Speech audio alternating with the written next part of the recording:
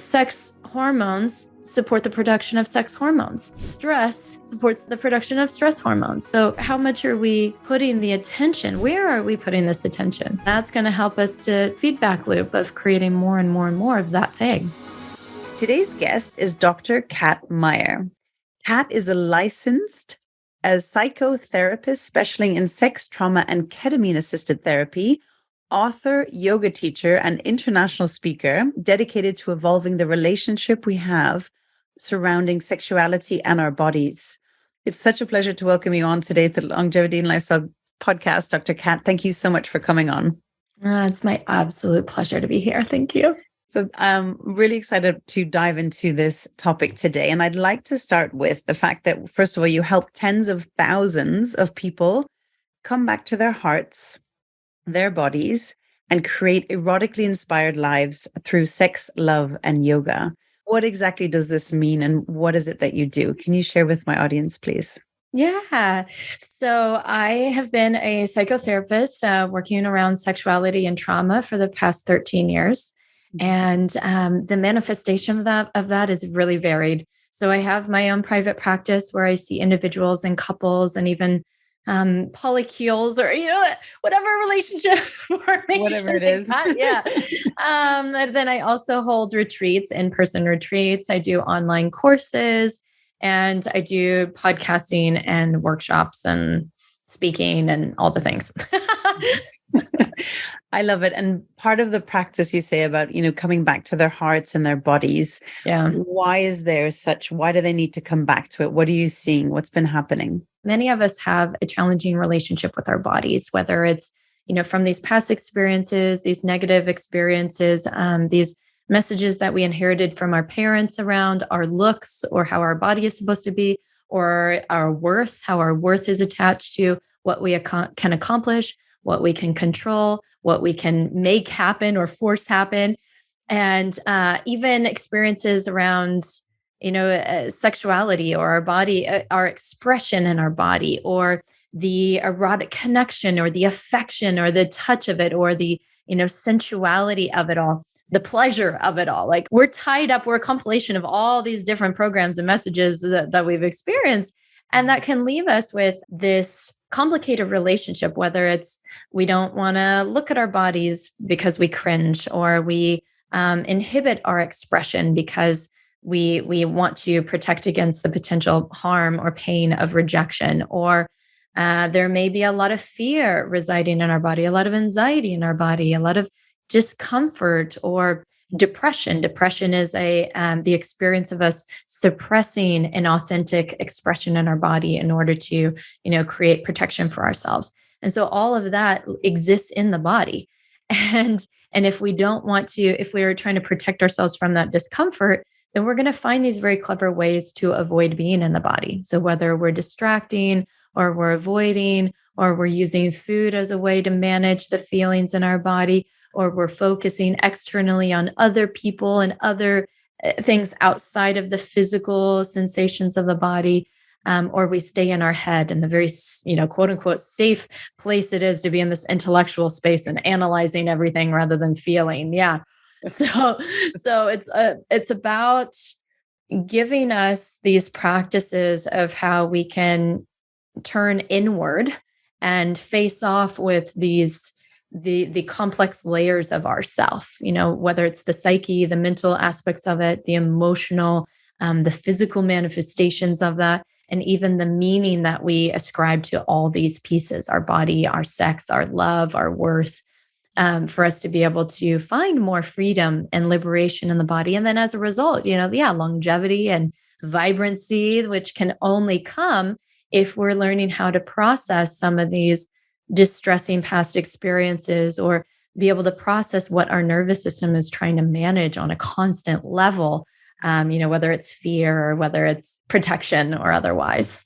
Mm-hmm. And all the trauma that gets stored, right? I mean, it's really, oh my God, yeah. People think that, I've suppressed the trauma. It doesn't affect me anymore. And when I hear that, it's always a bit of a flag, and it's saying, well, what have you done to work through the trauma?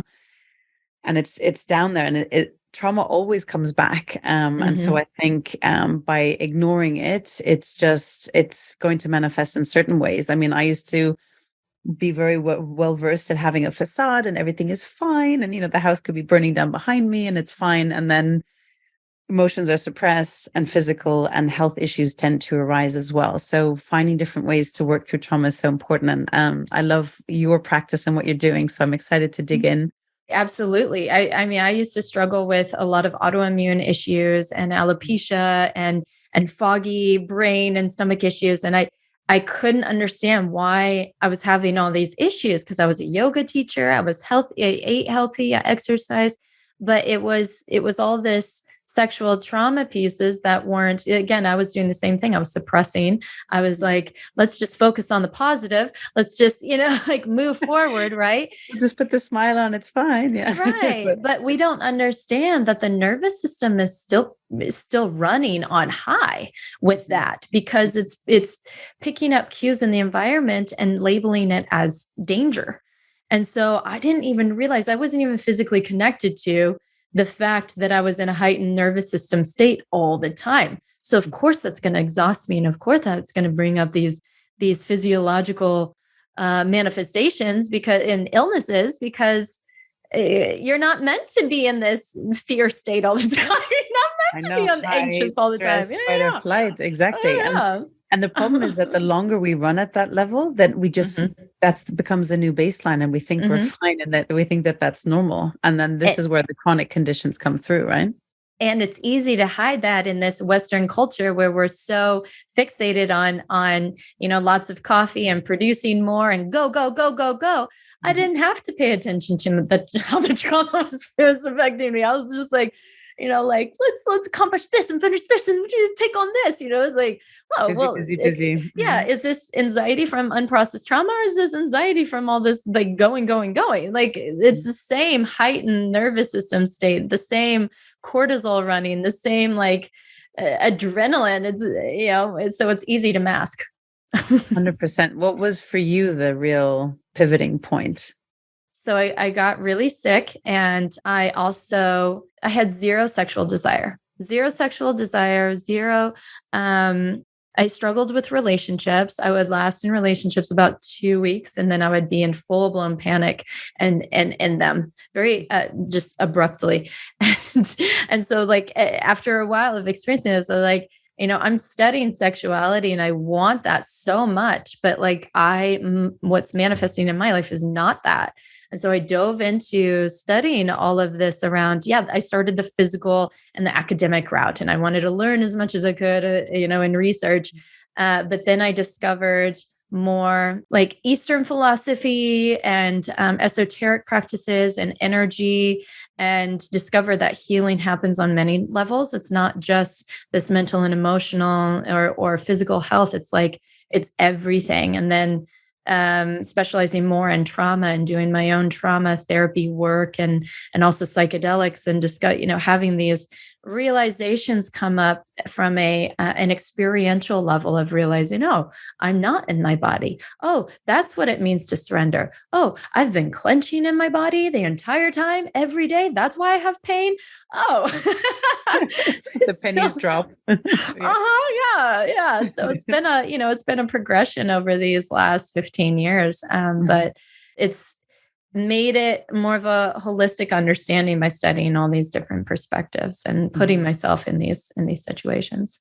And that's what really makes a transformation, right? Versus that little scratching the surface. So what, in your view, is the importance of sex and sexuality for health, healthy living and longevity? Yeah. And I think this comes back to exactly what I was saying. It's like our sexuality is so tied up with our energy and our vibrancy. So the health of our nervous system both helps us to be able to have a healthy sex life, but also the sex life can also support the health of our nervous system. So we do see on a physiological level, this helps our immune system functioning. This helps our nervous system. This helps us manage stress. On the relational level, this helps us to be able to deepen and nourish the relationships that we have with other people.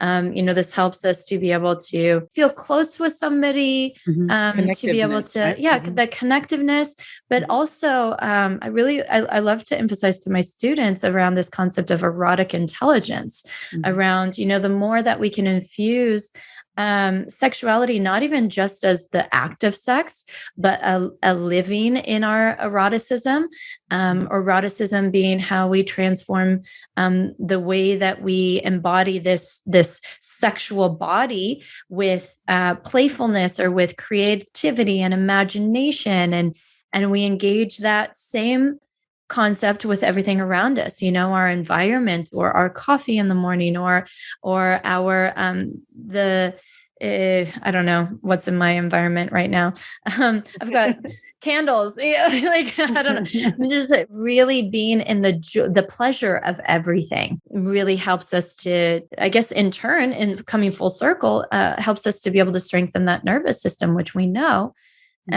is what helps us to maintain vibrancy in our life. Like longevity needs us to feel like relaxed in the body. It needs to allow this energy to flow through us. It needs us to feel alive. So pleasure actually helps us to strengthen that parasympathetic aspect of our nervous system, the rest part of our nervous system, so that we can feel more alive or feel more turned on or aroused. And also present and centered, right? And there's so many beautiful hormones that are released, right? That help with obviously longevity, but just good health as well. What are some of the best ways if people maybe are struggling with their sexual health? And I know that there's a plethora of issues that people can have, but what are some things that you typically see if someone comes to you and says, struggling with my sex life, or there's some issues that I have? What are some strategies that you recommend people look at first to improve their sexual health? Yeah, the very first thing that I do is to bring them into more of this mindset of living a pleasure life, because sex is not just lives in its own vacuum. It literally infuses and affects everything around us. So if we can treat our everyday in more of a mindset of making decisions based from a place of pleasure, based from not from a productive standpoint, which that's important too, or a logical standpoint, very important, but also to include what feels good for me. That helps us to be able to strengthen the nervous system's capacity to hold higher states of energy flowing through it. So from the somatic standpoint, we need to learn how to self-regulate the nervous system. That means to calm the nervous system down so that it can hold more energy. The reason why individuals come into me and they have trouble with maintaining erections, or they have difficult time with orgasm, or with premature ejaculation, like these signs are telling me that the individual has a difficult time holding higher states of energy coursing through their body. Many of these individuals have become accustomed to the, more of a freeze state of their nervous system. So you've heard of fight, flight, or freeze, or fawning is another form of it, of freeze response.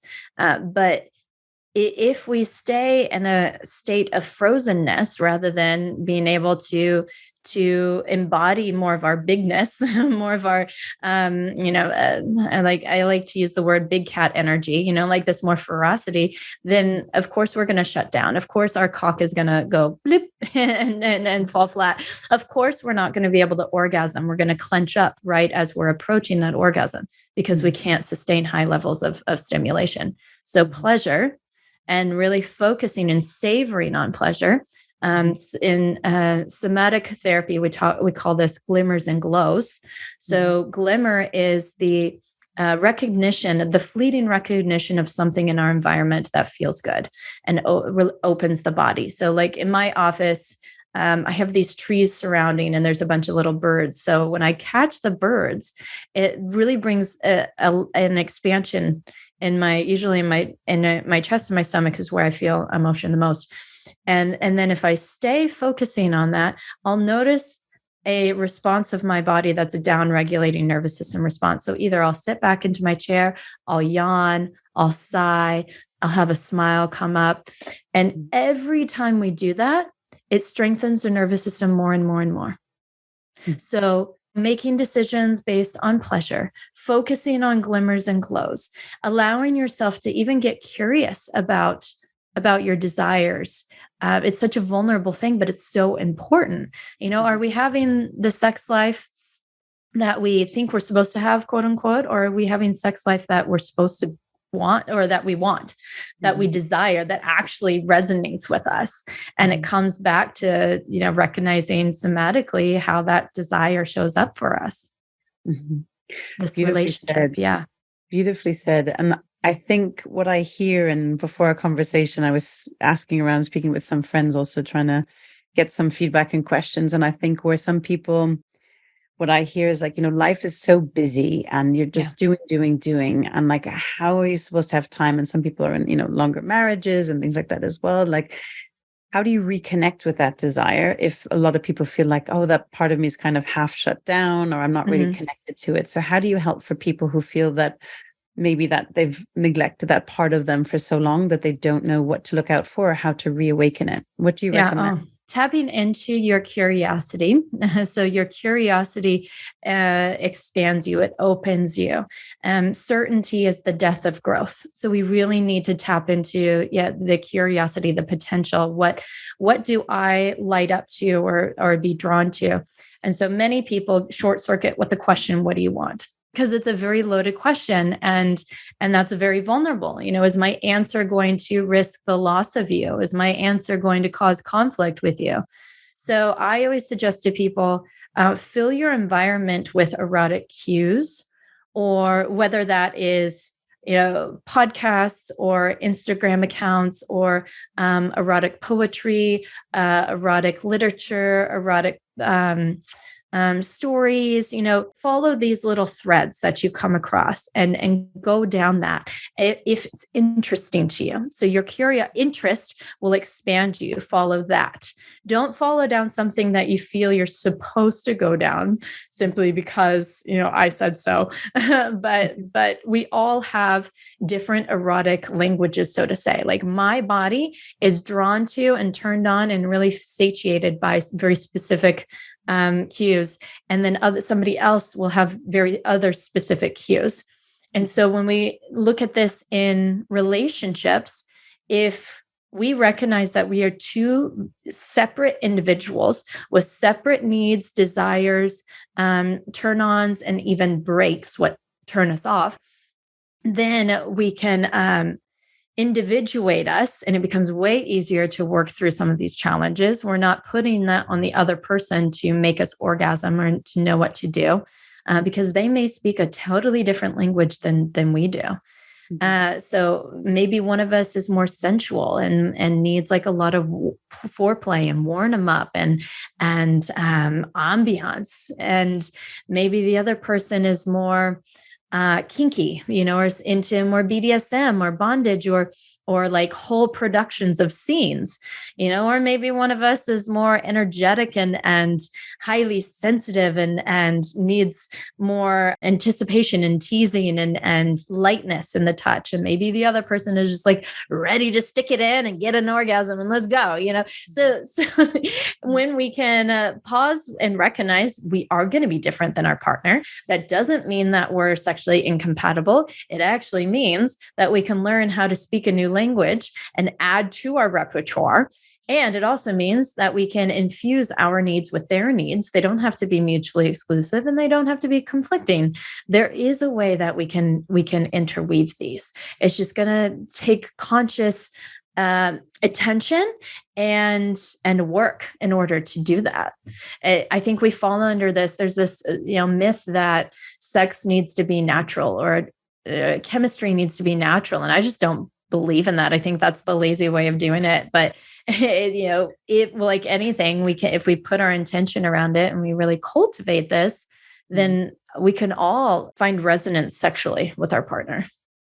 Beautiful. And for some people to reconnect to that, are there certain questions that you think or recommend that are good to sort of ask or to start with? I mean, I love the curiosity piece, but is there any certain questions you say are really great to show up as a partner and say, this is what my needs are. And I've sort of done my own self-discovery and what can I do to pleasure you as well?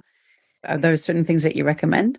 Yeah. Anytime we're having a conversation with our partner, I think one of the reasons why we don't is because we're afraid that they're going to feel that we're going to hurt their feelings, or they're going to feel like they're going to translate to mean that they're a bad lover. And so always starting these conversations with some form of, first of all, consent that we're going to go into this conversation. So I would love to have a conversation around it, expanding and exploring our sex life and making it really as juicy as possible. Would you be open to that? Or when can we dive into that? That way, both people are consenting to a conversation like this, and we're not like surprising somebody while they're getting ready for work and be like, "Hey, babe, I want to talk about our sex life." Yeah, they're really not going to land very well. These are not my new needs. Yeah, these are my needs. I wrote a list. Yeah. And then starting out with appreciations. We all want to be seen. We all want to be appreciated for our efforts, and we are all making efforts. And so if we can acknowledge the types of touch that they're doing that we love. One thing that I appreciate about you as my lover is, and then follow that up with, a touch or a look or the way they hold you or a position or a presence that they give you, an attunement they give you, whatever it is, give them that. And both of you share that. And then you can even go into one thing that I need more of, or one thing that I'm curious about exploring or trying out or playing with.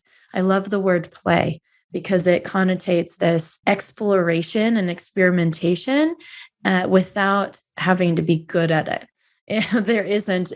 Play isn't attached to our worth. It's not attached to an end goal or result. It's we're going into something, we're trying it out, and on the other side, we decide whether that was something that we want to keep doing or not do. And then even then, sharing with your partner on a spectrum of curiosity to reality, where does that curiosity fall? Is it something that just wants to stay in fantasy land and we talk about the fantasy of having a threesome, or is this something that we actually want to do? And those are sometimes something in fantasy we don't actually want to bring into real life. But if we told our partner that we have a curiosity to have a threesome, they might freak out and be like, "You want to actually do that?" And that may not be the case. Maybe there's still a lot of steps leading up to that first. Yeah. What are the biggest myths? You mentioned one before, but what are the biggest myths about sex and health you've encountered? Yeah, probably the biggest one is that successful sex or good sex is measured by having an orgasm. And I don't subscribe to that. I think there's a lot of overemphasis on orgasm. I love orgasms. Like, don't get me wrong, I love them. But right.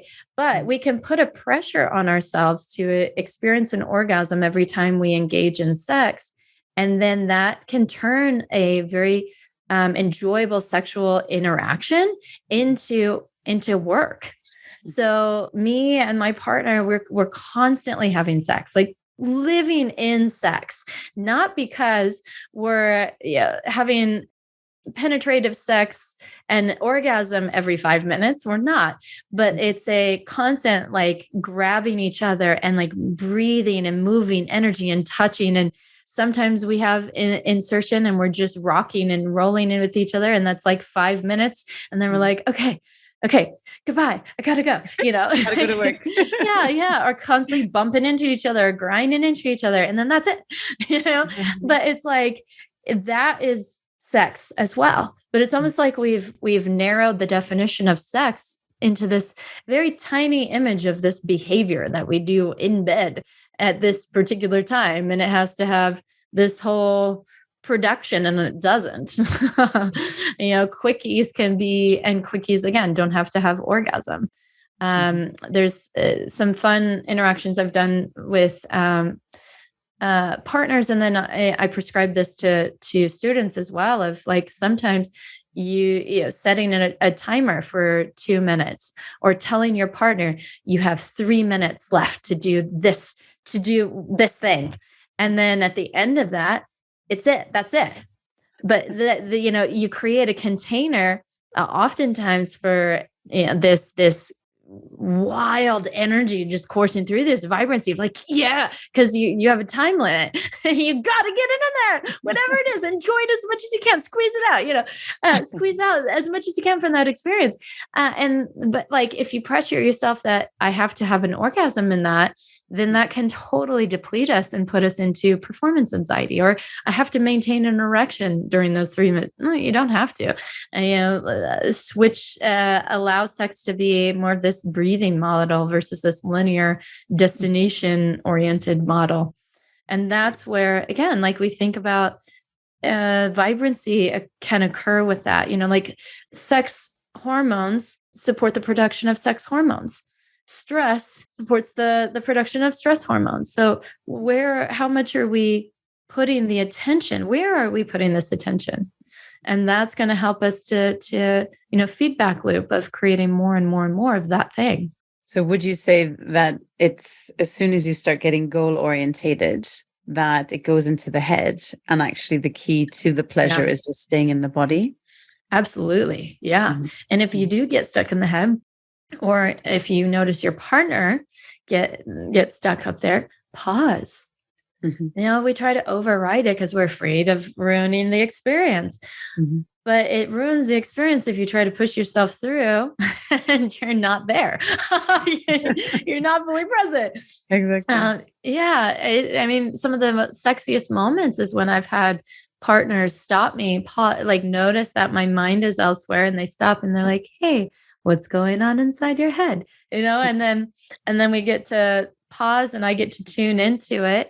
Mm-hmm. And I get to shift the direction of what we're doing, or I end up bursting into tears because there's something that's something emotional that I'm holding back that I don't even realize I'm holding back because I'm just trying to stay in this experience. And I would love to help people see that that's what deepening sex is. Like, to deepen with another person or persons in sex is to use be so present to the nuances and the fluctuations and the emotions and the mental distractions, and all of this is potent information for us to pay attention to and unlock even more of us. Yeah, that curiosity again, like, ooh, what's coming up? Why is this coming up? Like you said, then you burst into tears, like what was happening and you didn't even notice, right? Right. Brought you to the physical experience. You talked before about the power of sexual energy, and I'd love to just touch on that. I have a friend who's a tantric coach as well, and she's a big fan of this, but can you share with my audience more about this powerful force of sexual energy? Yes. So from the tantric tradition, this is referring to more of the kundalini energy. In the tantric tradition, we paint this image of the snake or two snakes that writhe up our spine when we have unlocked this power surge of energy. And so physically, we can see this manifested by the spine undulating, or the body going into shivers or trembling, involuntarily or voluntarily.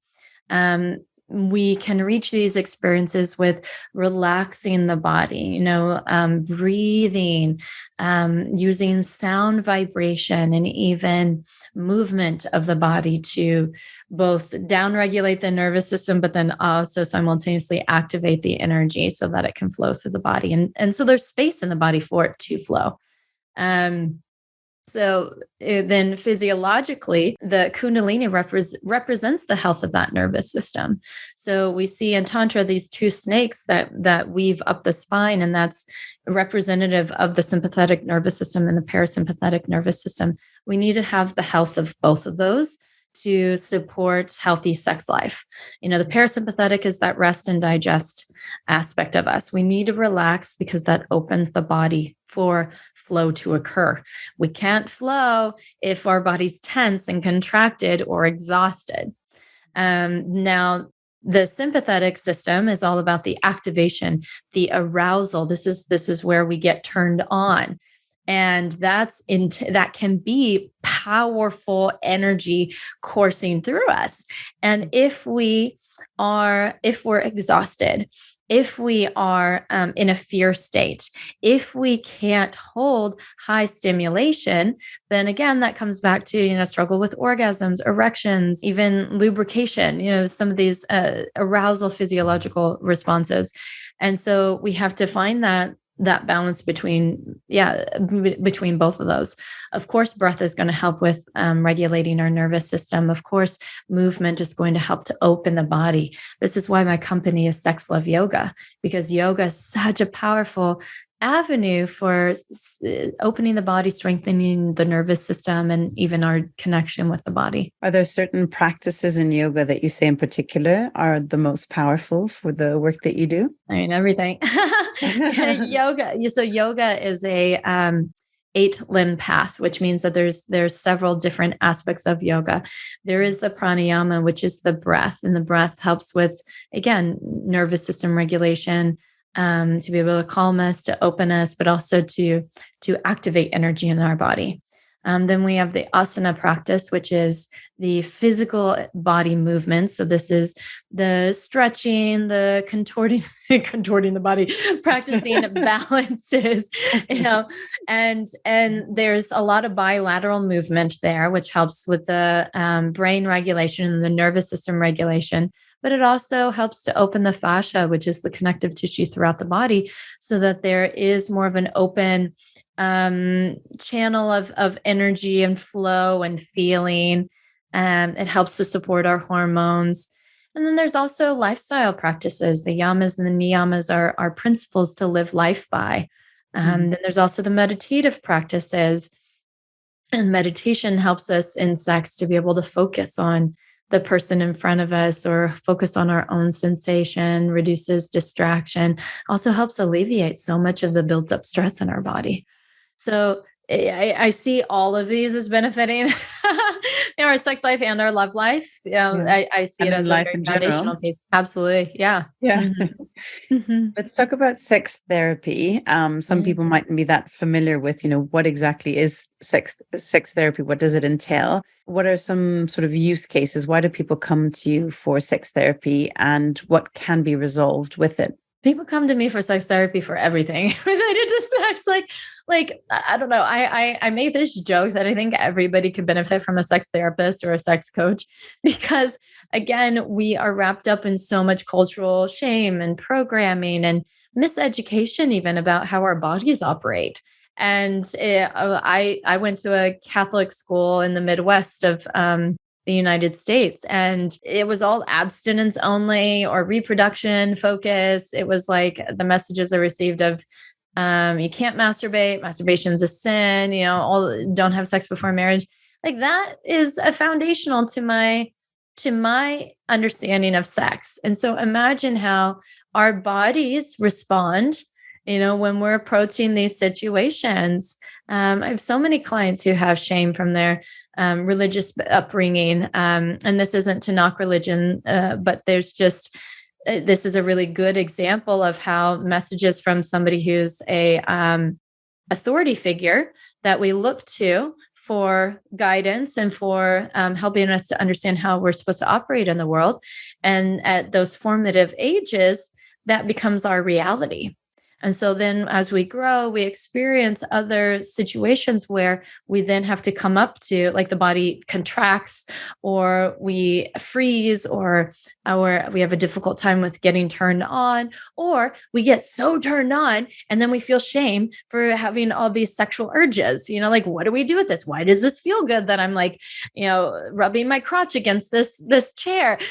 But I'm not supposed to do this, right? So we have to untangle a lot of that. And then I also have clients who come in with painful penetration, painful sex, sometimes sexual trauma, whether it's a violation or even just the fear that comes with, for a woman walking down the street and having eyes leering at her.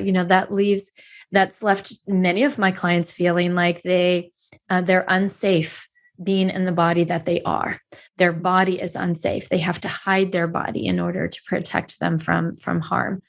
Many women in my courses I teach breast massage, and there's tears. There's so many tears that happen because they don't touch their breasts. And there's a negative relationship with them, maybe they were made fun of, they developed too soon, or maybe their boyfriend called them something terrible, or maybe the mom's relationship with her own body influenced their growing up. And so it's like now we're touching them, and it's like everything clenches, memories come up, and it's such a precious, vulnerable moment. But it's also a somatic reprocessing of us, of like, we're showing up for our body, we're being affectionate and present with our own body. It can be wild. Also helping women with their orgasms. There's so many women who don't realize how their bodies function, and so they are either aren't experiencing orgasm, or they are experiencing orgasm, but it's like very late. And they're like, I don't know if that's an orgasm or if I'm just sneezing. So helping them to know, like, okay, your body actually needs a lot of warm up. You need about 30 to 45 minutes, and we pressure ourselves to be in 5 or 10 minutes. And that may not be where our body's at yet. Or maybe we need more clitoral stimulation rather than just penetration, or the body needs to be touched. Maybe we're tense in the pelvic floor. Like, there's a lot of physiological, emotional reasons why we can be experiencing the symptoms that we are. And so it's unraveling that and having a safe place for people to talk about. It's like, can I talk about sex with somebody that I don't know? And it's scary. It's And yet I feel like so many people want to know more and be curious. I mean, one of the people I've had on the podcast was John Gray, who's a relationship coach who was 8 years a Buddhist monk.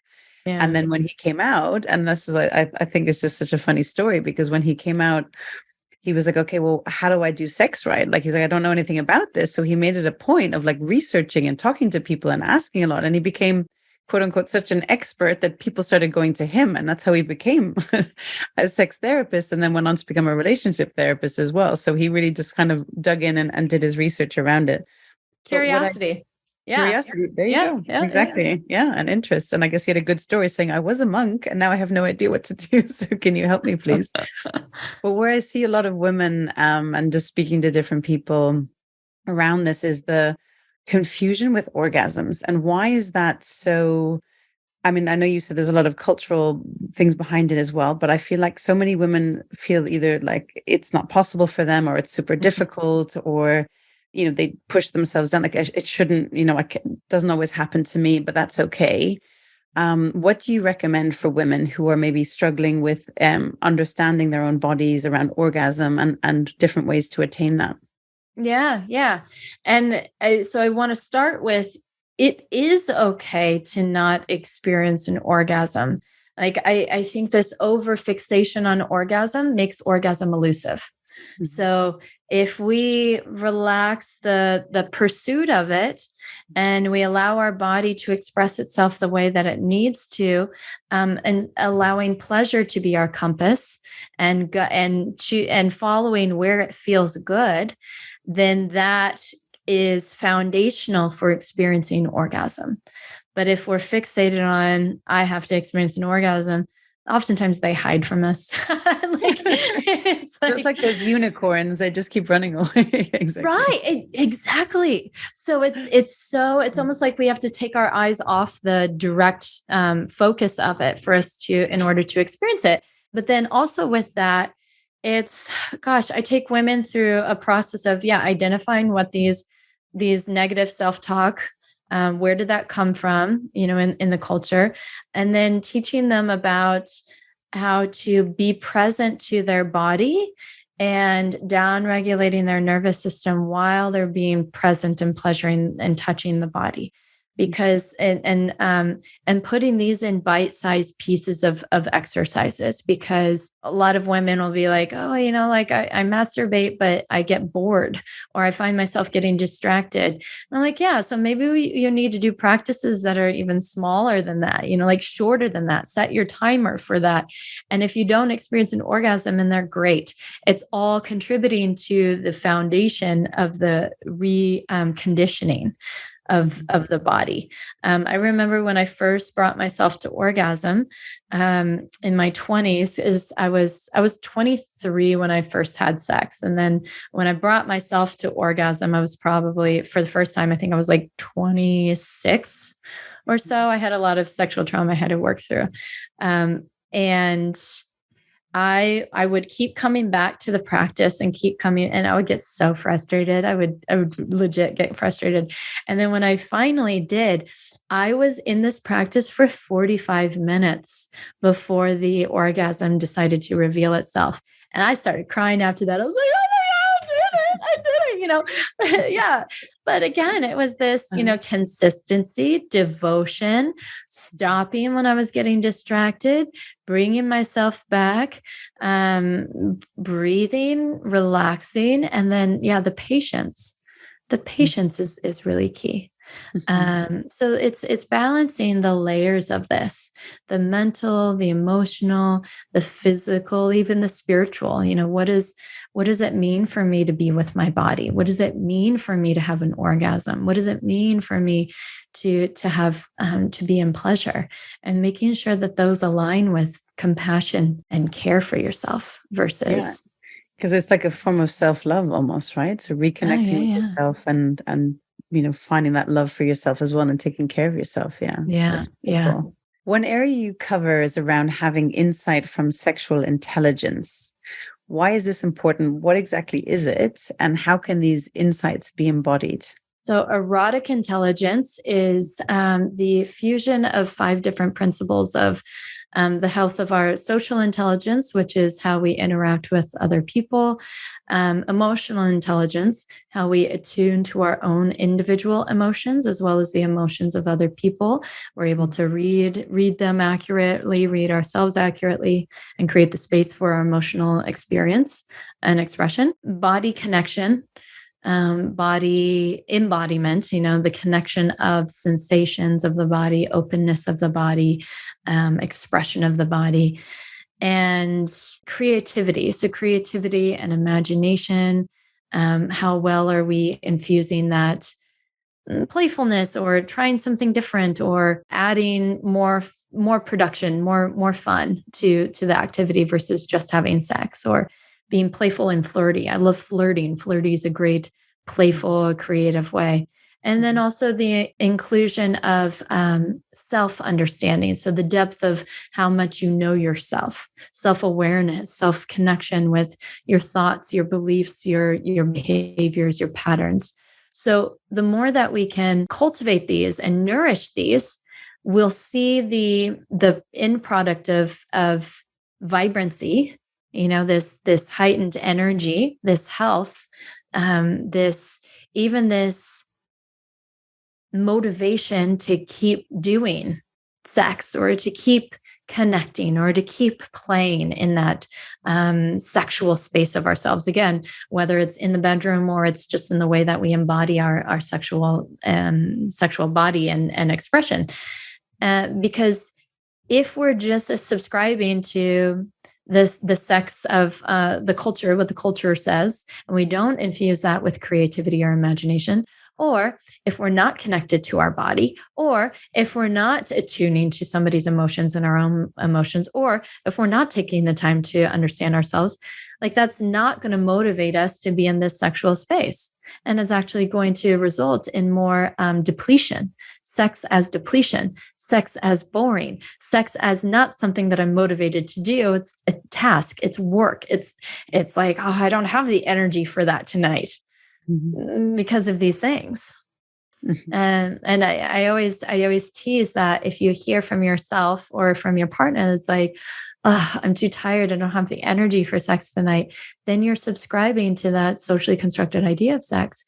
And one of these five is not being tended to. If you're too tired, have sex that's just like you and them like mushing your faces together and just like holding each other and breathing like that's pleasurable. Low energy output and pleasure. Yeah. Right. Yeah. I love it. Let's talk about sexual healing and psychedelics. Can you share more about your work on this? Yes. So personally, psychedelics were a part of my sexual healing path. And I think it's really important. I see so many coaches and practitioners out there who speak to self-development, and they have a background of psychedelics, but they don't tell you. And so I do think it's important to be open and honest about, Sure. what's contributed to our path. I've had years of therapy as well and so many other ways, but psychedelics were a big part of it too.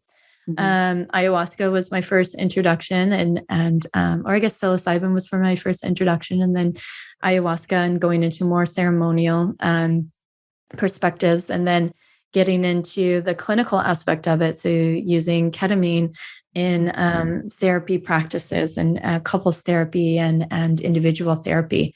So psychedelics, and every single one of them has their own specific texture of experience and has their own way of addressing the physiology and the neurobiology to invoke these different experiences for us. So I can see how each of these can have their own their own lessons that we can access as reference points here in that psychedelic induced state, that then we can learn how to integrate that into our everyday life. So there's a lot of research around MDMA for couples therapy. And why does MDMA help us with couples therapy? Well, because it helps us to be able to connect with emotion and process emotion in real time. It's an empathogen, so it opens our heart so we can be more vulnerable and we can be more positively receiving our partner, and from a compassionate and curious state versus a dysregulated or defensive state. We even see this with ketamine too. So in my practice, I've seen how individuals report, being the pain and the heaviness of depression lifted, so that they can work through what's underneath that. Trauma.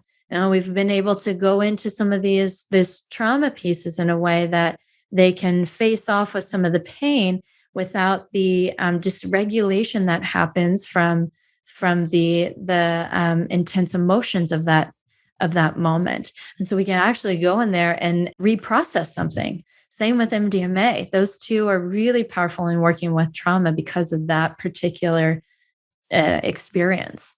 During my ketamine-assisted therapy training, room full of doctors, room full of therapists, I had a full-blown energetic orgasm while we were, experiencing a ketamine.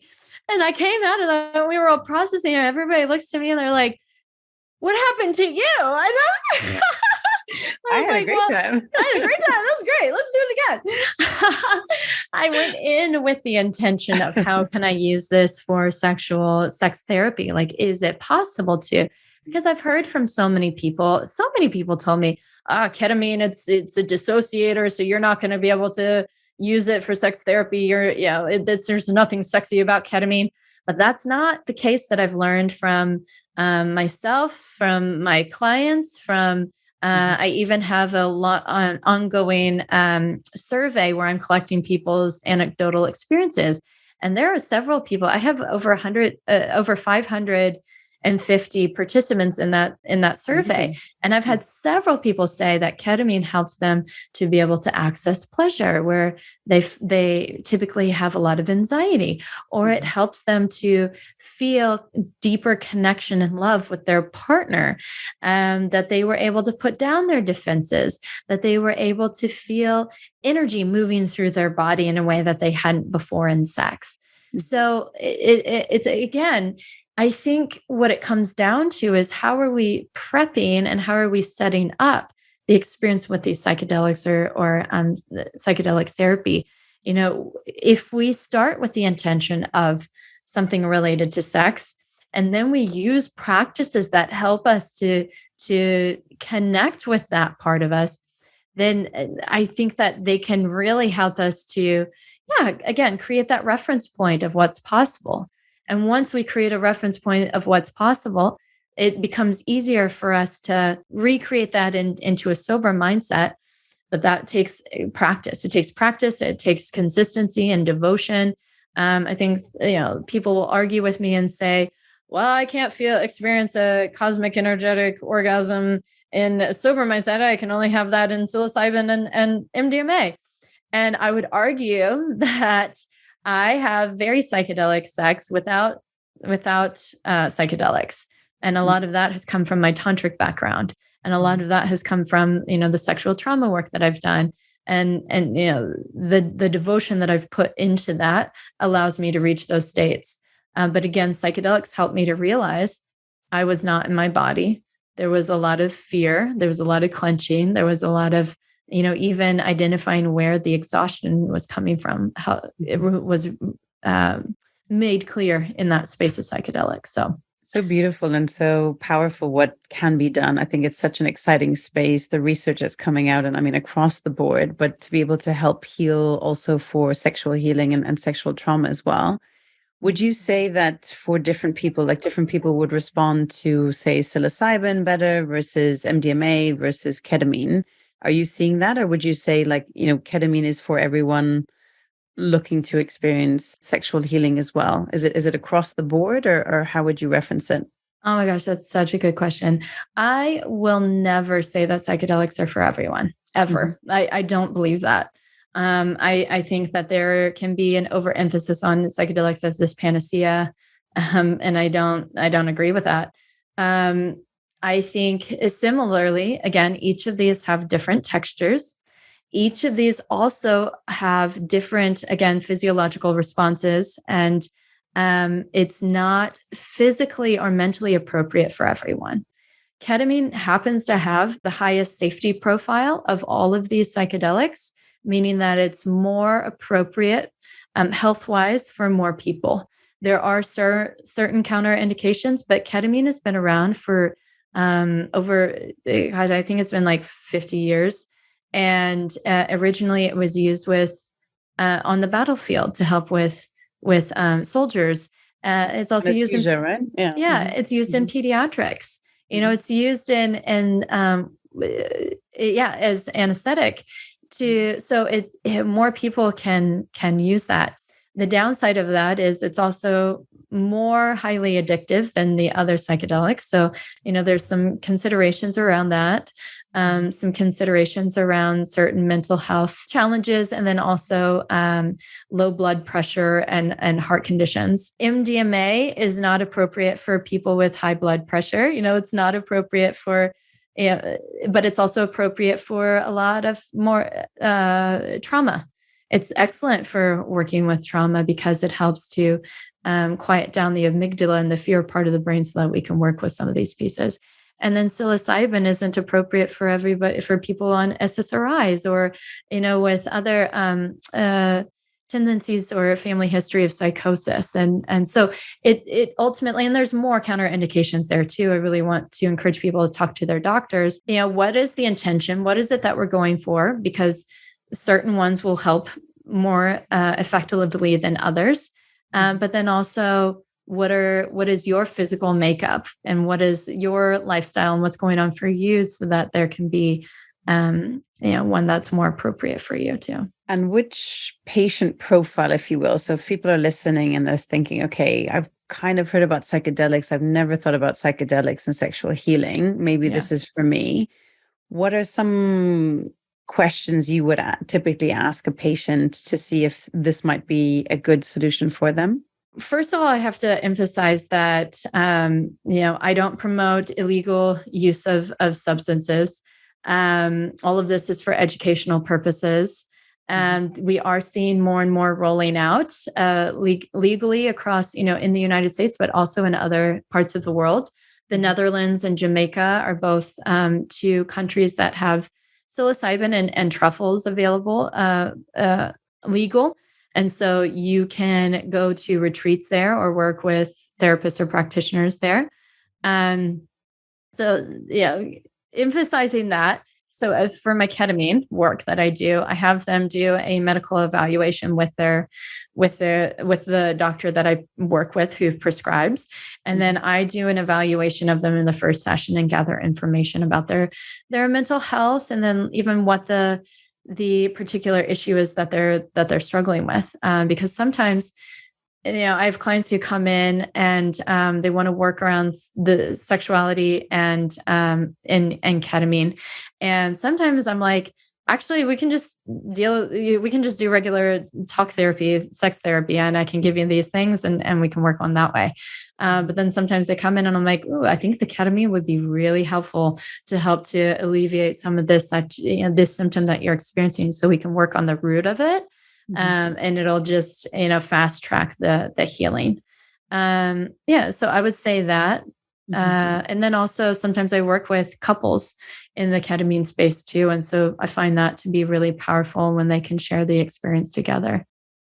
So it's not only about being able to go deeper in terms of accessing different parts of, say, the mind and brain to relieve the trauma, but would you also say that the time period needed for the therapy, it's condensed because of the power of the ketamine-assisted therapy? It can be. It certainly can be, but I also emphasize that it's up to the client how devotional they get about the integration. So, we can have psychedelic experiences and get a lot of insights, but then what are you doing to make sure that stays in your life? And that's the key. That's where psychedelic is just a tool.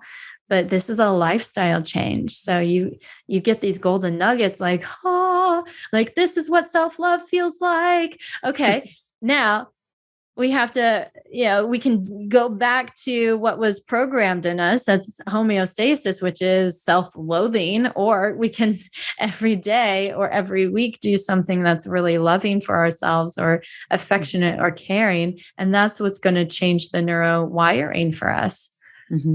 Not the aha moment. I guess that's part of the journey, right? And so you support then, I guess, patients also with the integration process of really rewiring those neural pathways, as you say, and embodying that. Is that part of your Oh, yeah. Yeah.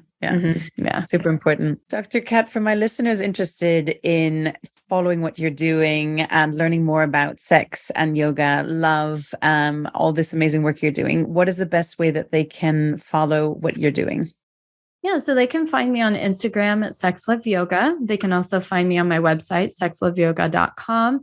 I have a podcast, Sex Love Psychedelics, and I also have a book called Sex Love Yoga, which is all psychological themes around those three concepts, but in poetic framework to really help you feel validated, feel held, and give you an emotional hug. Beautiful. And we'll link all of those in the show notes. Do you have a final ask, recommendation, or any parting thoughts or message for my audience today? I would remind people that your sex life is infinite. The potential of it is infinite, as long as you stay curious. Beautiful. Thank you so much for coming on today. This has been such a pleasure in many ways and so insightful. It was great, and would love to have you back at one point on for round 2. Thank you.